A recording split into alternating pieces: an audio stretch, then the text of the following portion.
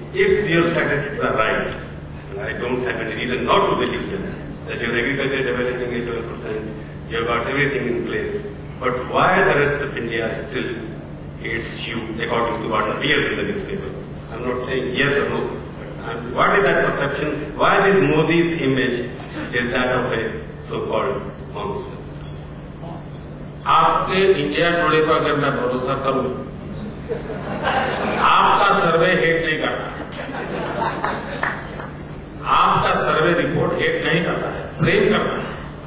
पूरे देश का आपका वोटिंग जो है जो मोदी को प्रेज कर रहा है। अब आप इंडिया टुडे की बात मान करके अपने इन वर्जन को वापस करो और नए तरीके सोचना शुरू करो। I totally believe in the development makes a difference. Since morning we have heard from every kind of leader, Mukesh Ambani, Mr. Mittal, that the talent and the performance defines who you are and how we are going to get to the 21st century. You just said the same thing. However, two other of your colleagues differ from it. Why is that? And how we can change that? हालात सबको बदलेंगे। अब मैं हालात देख रहा हूं, जिस प्रकार के कॉम्पिटिटिव एरा में हम हैं, हमें आइसोलेटेड दुनिया में नहीं रह सकते। और तब जाकर के हमने, अब देखिए मेरा राज्य में मैं एक काम कर रहा हूं इन दिनों, शायद एशिया में फर्स्ट इन द कंट्री। मैं ब्रॉडबैंड कनेक्टिविटी मेरे सभी गांवों को दे रहा हूं। मैं उसमें बड़ा पागल की तरह था, क्योंकि मुझे मालूम है मुझे अगर लॉन्ग डिस्टेंस एजुकेशन देना है, मेरे गांव को मुझे इक्वल अपॉर्चुनिटी देना है, I have to do this. और मैं लगा हूं उसमें, और मुझे समझ है कि भैया आने वाले दिनों में ये चीजें काम करने वाली है। तो हो सकता है औरों को भी लगेगा कभी कि भाई ये कोई रास्ता है जिससे कुछ बदल आएगा। अगर हम देखिए रेलवे को क्रॉस करते हैं, रेलवे स्टेशन पे तो लिखा होता है ये shortcut will cut you short. मैं समझता हूं, मैं उससे बचना चाहता हूं। और मित्रों, मैं मानता हूं कि हमें लोग सरकार में अगला चुनाव जिताने के लिए नहीं बिठाते। लोग हमें सरकार में बिठाते हैं उन 5 साल के भीतर उनके हालात में सुधार लाने के लिए। और मुझे अगले चुनाव को मेरा ध्यान पहले भी नहीं था, आज भी नहीं है, और शायद यही मेरा कमिटमेंट है जो मुझे औरों से अलग करता है।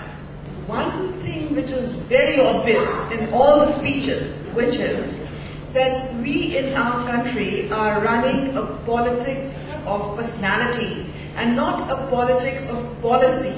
You know, when we become leaders with policy in the front and personality behind, somehow it makes more sense. So, would you care to comment on that, please? देखिए, हमारे देश में अगर सब्सटेंस नहीं है तो पर्सनालिटी और करिश्मे की चर्चा लंबी नहीं चलती है। राजीव गांधी मिस्टर क्लीन लेकर के पूरे देश ने एकदम से पहले दिन तिलक को लोकमान्य तिलक बनने में आधी जिंदगी खपानी पड़ी थी, लेकिन सब्सटेंस नहीं होने के कारण स्थिति बदल गई। वीपी सिंह साहब आए, करिश्मेटिक लीडर के नाम पर बहुत कुछ हौला हुआ, बड़ी पेश बनी, हालत लंबे नहीं चली। मैं मानता हूं अगर पॉलिसी सपोर्ट नहीं है, पर्सनालिटी एक एडिशनल फैक्टर हो सकता है, सब्सटेंस नहीं है, गुड डिलीवर नहीं कर पा रहे हैं, तो लंबे अरसे तक आज के युग में चलना किसी के लिए भी मुश्किल है। अगर आपका सब्सटेंस नहीं है तो सिर्फ कैरिस्मेटिक पर्सनालिटी आपको लंबा समय तक सर्वाइव नहीं करवा पाती है। और तीसरी बात है, फैमिली ट्रेडिशन से जो लीडरशिप आती है, डायनेस्टी वाला मामला, मैं समझता हूं जैसे लोकतंत्र के लिए वोट बैंक एक खतरा है, वह डायनेस्टी भी सबसे बड़ा खतरा है। और वो कैरिस्मेटिक यानी फिर बड़ा काम जाम खड़ा करना पड़ता है, दुनिया के लिए लंबा चलता नहीं। My question to you is, how are you taking the Islamic population and the Hindu population and leveraging your leadership to be able to heal what has happened? एक तो पिछले 2002 की घटना की जो आप चर्चा कर रहे हैं, उसके बाद हमारे यहाँ IIM में एक प्रोफेसर का भाषण था, और वो शायद भारत सरकार में किसी व्यवस्था में है, मैं नाम तो भूल गया हूं। उन्होंने भाषण करते हुए कहा कि मैं गुजराती नहीं हूं, लेकिन मेरे मन की बात आज मैं बोलना चाहती थी मुस्लिम से। उन्होंने कहा कि आप गुजरात में 100 मुसलमान को पूछिए कि भाई आप यहां जितना कमाते हो, जैसे रहते हो, यहां से हम आपको बिहार या उत्तर प्रदेश या महाराष्ट्र ले जाकर के रखने की व्यवस्था करते हैं, और जवाब में 100 में से आपको एक व्यक्ति नहीं मिलेगा जो कहेगा कि मैं गुजरात छोड़ के जाना चाहता हूं। और उन्होंने कहा कि मैं बिहार, उत्तर प्रदेश या हिंदुस्तान के किसी भी राज्य में जाकर के 100 मुसलमान को पूछूं, यहां जो व्यवस्था है वैसी व्यवस्था आपको गुजरात में मिलेगी, आप जाने को तैयार हो गए। उन्होंने कहा कि मैं दावे से कहता हूं 50% से अधिक लोग गुजरात जाने को तैयार हो जाएंगे। ये सच्चाई है गुजरात की। और इसलिए, लेकिन जो लोग इसी से रोजी रोटी कमाते हैं, उनके घाव भरने के लिए मेरे पास कोई व्यवस्था नहीं है। जो दिल्ली में बैठते हैं, इंटरनेशनल सेमिनार में जाते हैं, बढ़िया अंग्रेजी बोल लेते हैं, उनके लिए मेरे पास उनके घाव भरना मुश्किल है। लेकिन मेरे राज्य के जो नागरिक हैं, उनके घाव भर चुके हैं, वो प्रेम के साथ बहुत तरक्की कर रहे हैं, आगे बढ़ रहे हैं। Apart from whatever may have happened in the past, today, in today's Gujarat, after all the successes which you have had and the admiration which you obviously enjoy from not only from the people of Gujarat, but from the business community throughout India, from all sections for the development, for what you've done for the girl child in Gujarat, etc. But is it true that many people who left their places, their villages, their homes, their bastis, have not returned even today and are still not resettled in their homes of people who left in 2002? Supreme court में मामला उसका चल रहा है, एक human right commission भी उसको देख रहा है, और गुरदास ने उसकी डिटेल दी है। ये सरासर फैलाई हुई बातें हैं।